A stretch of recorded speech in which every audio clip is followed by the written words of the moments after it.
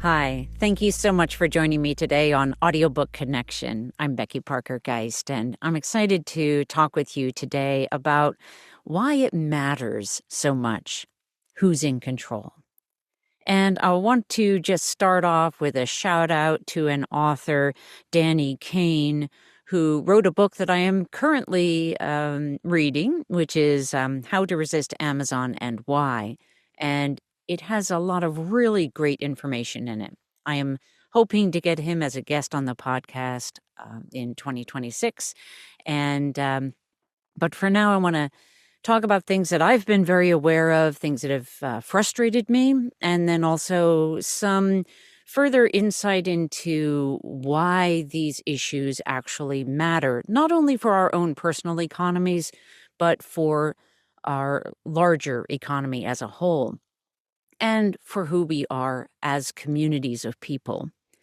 So first of all, I just want to say that monopolies and uh, Amazon is not the only one, obviously, but it is a good example, and it's one we're very familiar with. Why it's an issue that they control so much. Um, because what happens is, and this you may not be aware of, but Amazon in particular has their fingers kind of all throughout the economy in ways that some of which you may be aware of. So you know that they not only sell products through their platform, but they also control the distribution. They drive around in their trucks. They have a whole fleet of trucks. They don't even have to rent those or contribute to any other business or member of the economy. They keep that all to themselves. Another area that some people may have more recently become a little aware of is through AWS cloud services, which a huge number of companies, some of them quite large, use as a part of their system for delivering their services. And these are just a few of the ways in which monopolies are really, they just have their fingers in every bit of the pie. Why does that matter?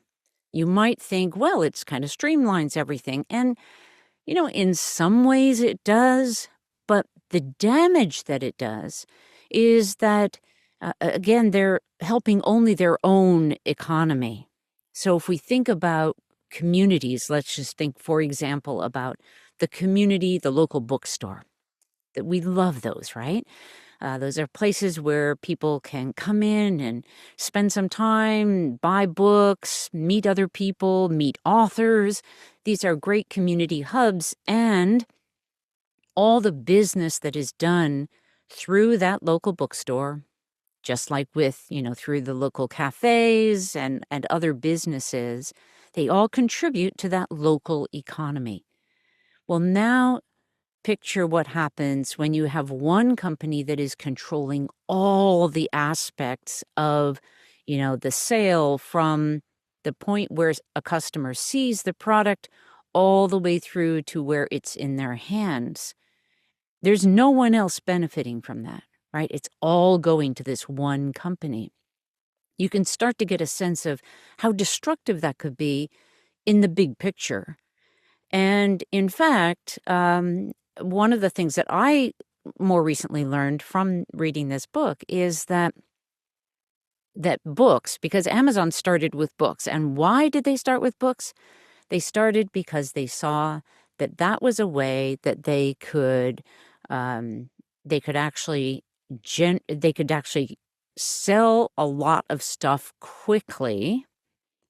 And a part of what's happened is they have actually devalued books because they can undercut what local bookstores can sell them for. That means that it makes it much harder for the local bookstore to survive. And we have definitely seen the loss of a lot of independent bookstores after the advent of Amazon and when they really started to get big on the scene. And they have stayed the biggest player, right, in in book sales at this point. And so um, you can start to see why if Amazon is able to sell them for less than the local bookstore and customers just want the cheapest price, then they may go to Amazon, unless, of course, they realize that that purchase there is detrimental in some way that will, in the big picture, long term, affect themselves. And part of how that devaluing happens, and I won't go too much in the weeds because I don't want to bore everybody, right? But I think this is important to know. Part of the way that they devalue books, or what makes it possible for them, is by cutting out everyone else in the economy, but also by selling other things where they can earn more profit. And then they just use the books as a way to draw people to the platform. They can sell them off cheaper, which is harmful not only to the economies of other people, but also harmful to the authors who are trying to sell those, right? Let's talk about other ways in which having no control, or what feels like no control, about your publishing products, all right, your books, your audiobooks, your ebooks. What happens when you lose control over those products? And I'll give some specifics, because you might say, oh, well, I can decide whether it's on the platform or not. I get to state a price for the print or ebook. You don't get to do that for the audiobook on Amazon. But let's just talk about what are some of the other aspects of that control. Amazon can change your pricing, for one thing, especially with the audiobooks, where they don't even ask what you want to sell it for. They just decide. You have no control over that. They also control whether they give it away as a freebie, as a teaser, to get a subscriber. So they're using the asset that you put on their platform to sell. Your intention was to sell it, and they've decided to take a copy of that for themselves for free and give it away so that they can get paid to get a subscriber. And hopefully when I put those pieces together in that way, you also can see how wrong that is. It really is like a theft. Not all audiobook platforms do it that way. For example, audiobooks.com, if you're selling an audiobook through that platform and they give it away as a teaser to get a subscriber, which is one of their tricks of their trade, their tools that they use legitimately, but they pay the author the royalties that are due. And that is a huge difference. Okay. There are also things about returns that Amazon is really, it sounds great for the customer, but in the long run, when the customer wins and the authors lose, it's not really a win for anybody, because everyone else is getting hurt except for Amazon, right? Okay. So the other thing that happens when we don't have control is we feel that disempowerment. We feel disempowered because, in fact, we are.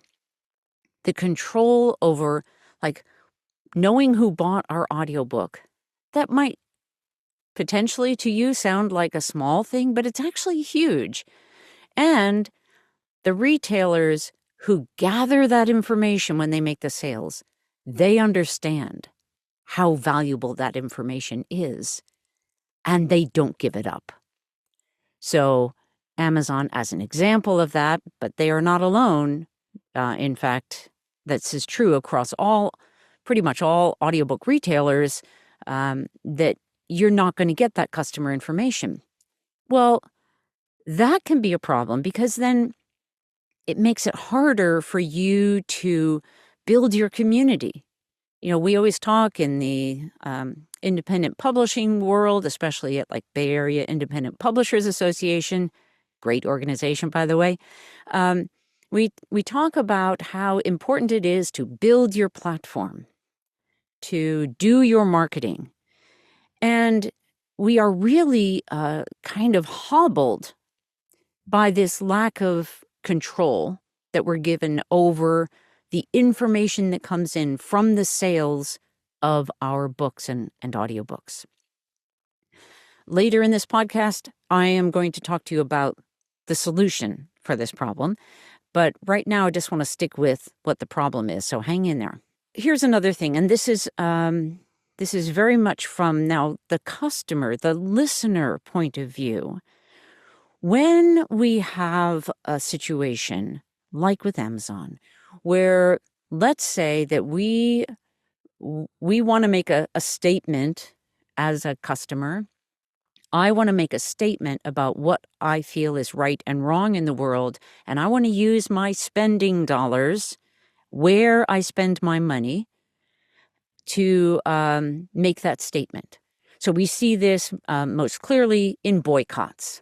When we, as a society or a group within the society, we say, this company is not behaving well. Maybe it's their civil rights or social justice or environmental degradation that they're causing, any number of things that might cause us to say, I'm not going to spend my money with you anymore, and I'm making a statement in that way. When we have a company like Amazon, where their tentacles are just everywhere, it makes it much harder for us to actually make that statement, because, it's almost like wherever we spend, they're going to get some of those dollars anyway. There's not really much that we can do about that, but it does complicate. And I think in many ways it's just so unjust. We have laws in this country about monopolies, and especially in this current administration, those are not being abided by at all. There's like every exception is acceptable. And so it's a real problem. So these are some of the things that, in some of like my conversations with authors, and I have a lot of those, one of the other results of this disempowerment is frustration. So many people I talk to say, well, I don't expect to actually make a profit on this. And I understand that sentiment, but there's also this sort of underlying giving up that is just a feeling. But we keep at it. We make the effort, right? We do our part. But it is largely, I think, this feeling of frustration, and that we may as well give up just in order to be able to keep going and doing something that feels like our gift, our passion, to be able to write and publish. And so at a certain point, you have to say, well, if it doesn't make economic sense, I either have to accept that and keep doing it because I'm passionate about it, and I know that this is my gift, and that's what I need to do no matter what. Or you say, well, I can't afford to keep doing this, or it doesn't make sense for me to keep doing this financially, and so I'm just going to give up. So what happens then for the authors, there is a loss in terms of what we can do with our gift, right? And for the listeners, there is a loss of your gift in the world. And that, I think, is a great in the sense of a large loss. So let's just take a short pause. And when we come back, we're going to talk about the solution. We'll be right back. Would you like to earn more from your audiobook sales? If you're an author with an audiobook, you may have noticed that royalties from Audible especially, and other platforms as well, are frankly kinda pathetically low, disappointingly low, and unfairly low considering what it cost you in effort and resources to create it. How is it the retailers are the ones making all the money off your work and investment? As someone who started in the audiobook industry in 1981, I've found it frustrating that authors keep getting shortchanged.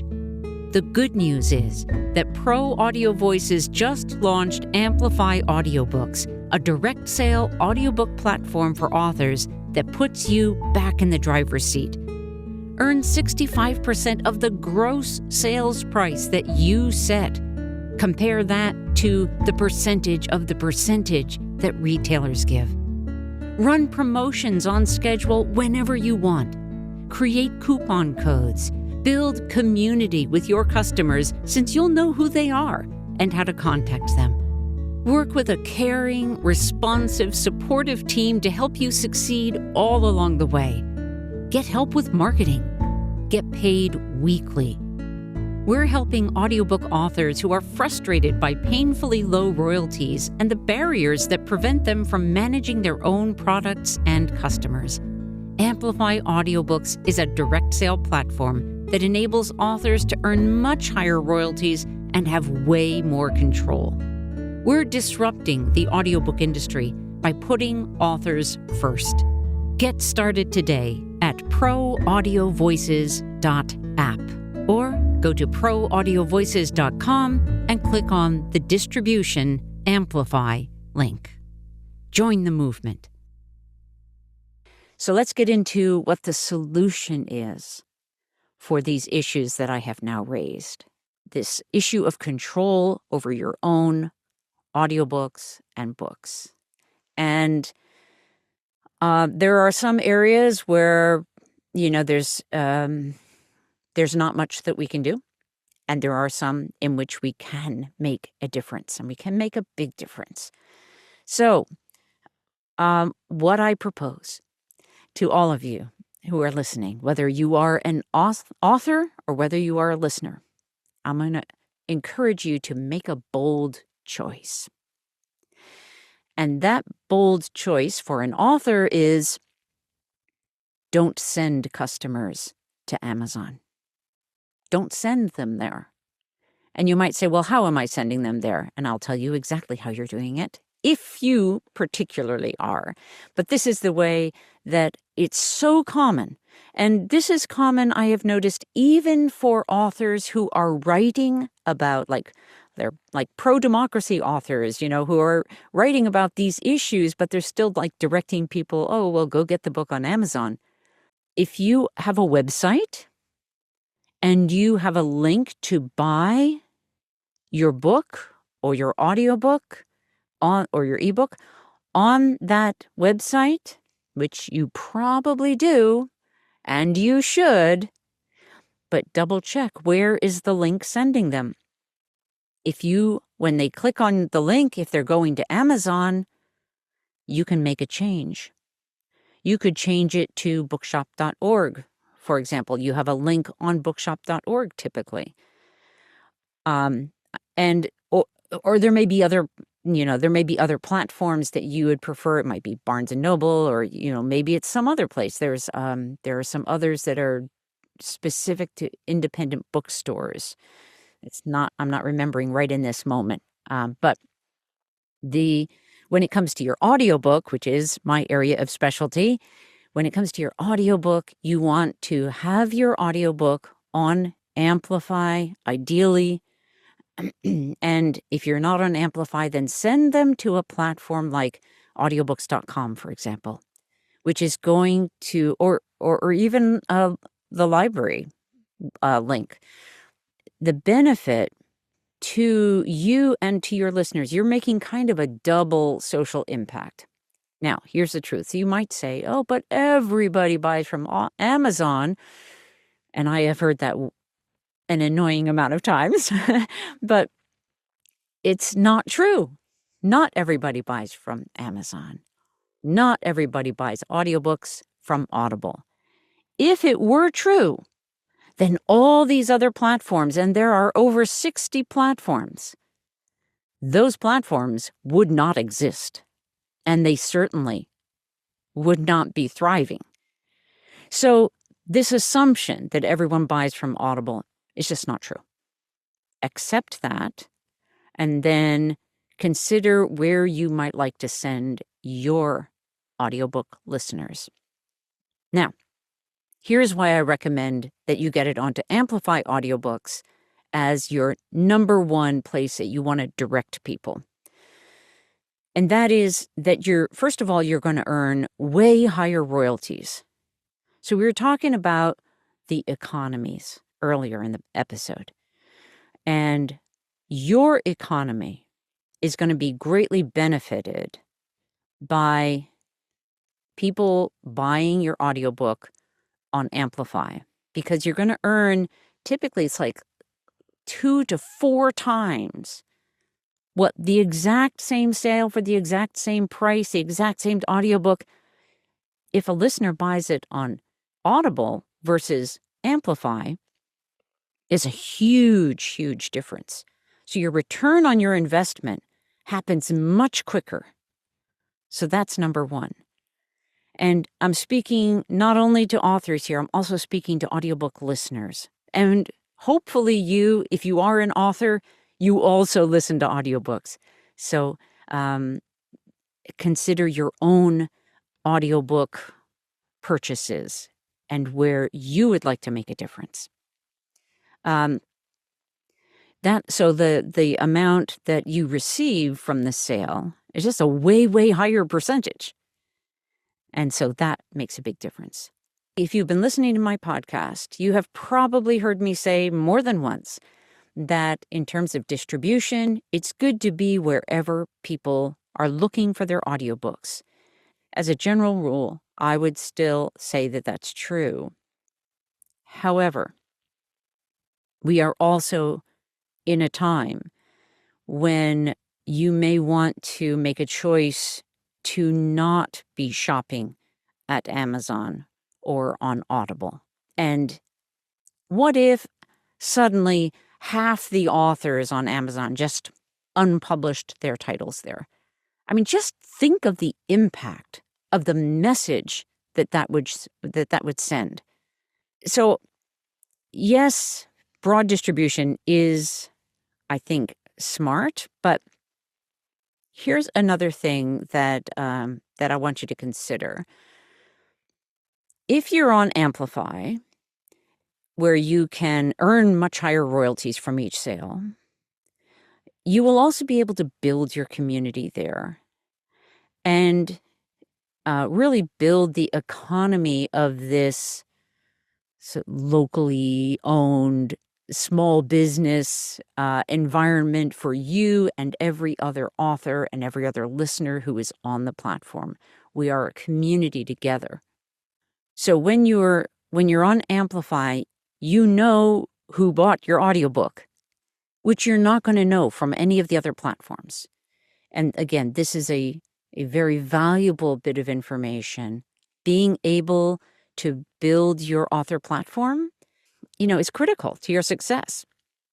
And as a listener, here's a really cool thing is like, generally, let's say you are, have an author that you really love and you've been buying through Audible. Well, what's the likelihood you're actually ever going to be able to truly connect with that author? All right, you'll listen to their audiobooks. Maybe you have a question you'd like to ask them. Maybe there's something you'd like to share with them about what mattered to you. These are things, this kind of communication will very soon, it is in a sense, it's available currently on the Amplify Audiobooks platform, but we are sort of on the precipice right now of being able to release version 3 of Amplify Audiobooks, which has such an exciting array of community building, tools and ways in which we can connect as listeners and authors and narrators as well. So being on Amplify is going to provide you with the way in which you can build this community. And here's a cool thing just to think about for you authors and listeners as well.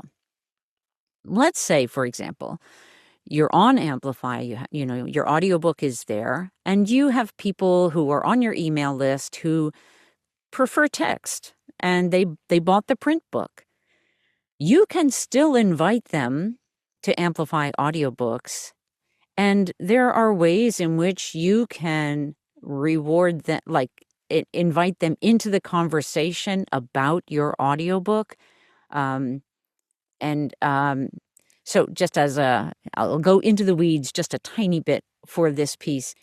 Let's say, for example, you send out an email and you say, hey, I'd love for you to join me on Amplify Audiobooks. We are having a conversation online about the audiobook, and I'd love for you to be a part of that conversation. Well, if on Amplify they haven't actually purchased it through Amplify, they wouldn't be able to comment in that conversation until they buy it through Amplify. But you have control over whatever discount codes you want to create. So if they email you a receipt that shows that they purchased your book, then you could give them a 100% off discount code. They can buy it through Amplify at no cost, and then they can join in on that conversation. So you see, you're provided with the tools that are going to allow you to build community in a really robust way. And it doesn't cost the listener anything additional to be to join for free. Authors will be able to join for free as well, just at least to get started and start to get a look around at what's there. So again, we're building this community. And I think the last thing I wanted to sort of wrap up with is I would encourage you, whether you're an author or a listener, to come to Amplify Audiobooks, check it out. If you want to find out how the system all works right now, you can get an audiobook on the platform. Just download the mobile app. When we launch version 3, there will be a web app as well, and this is where a lot of those really robust community building tools are going to reside, is in that web app, and we're super excited to be able to release that. One of the other things I just want to mention on the side, and that is that this comes back to why it matters who is in control. On Amplify Audiobooks, you are in control of your pricing at all times. You get to decide what to sell it for, if you want to put it on sale for a certain amount of time, and what pricing that would be. If you want to use any kind of discount codes at all, all of that is in your control. So being able to have that level of control, it empowers you, and being on the platform itself is a great way to support other authors as well. So I encourage you, if you can also, there are some audiobooks that are for free. Many will be on sale off and on. That's changing all the time. But this is a way in which you, again, by being in control, you are actually better able to more effectively market your audiobook. I guess I will properly wrap up with the idea, I think about sometimes in natural disasters. These are moments when, let's say, there's a hurricane or massive flooding, where we just naturally, as a community, we come together, we try to help each other, we bolster each other up, we pull each other into lifeboats, whatever it is we can do to help each other. And we're in a little bit of an economic disaster, or maybe will be soon, where things are not looking real great. But this is a moment in more challenging times. Let me just put it that way. In more challenging times, this is a way in which we can come together as a community. We can help each other out. We can, pull you into the life raft. And the other piece that I'm just going to come back to is that because you're in control of your pricing, it also means that you can undercut all, whatever other platforms have priced your audiobook at. You can make it the least expensive place to get your audiobook, and most of the time, unless you cut it way, way, way, way, way below, most of the time you're still going to earn more than somebody buying it on one of the other platforms. Okay, so I'm gonna wrap it up there. I want to thank you so much for hanging in there with me and staying with me on this episode about why it matters who's in control. Have a great day, and I hope that you will subscribe to the Audiobook Connection podcast and join me again for the next episode. If you have any questions about audiobook distribution or production or podcasting, please reach out to us. Thanks so much for joining me.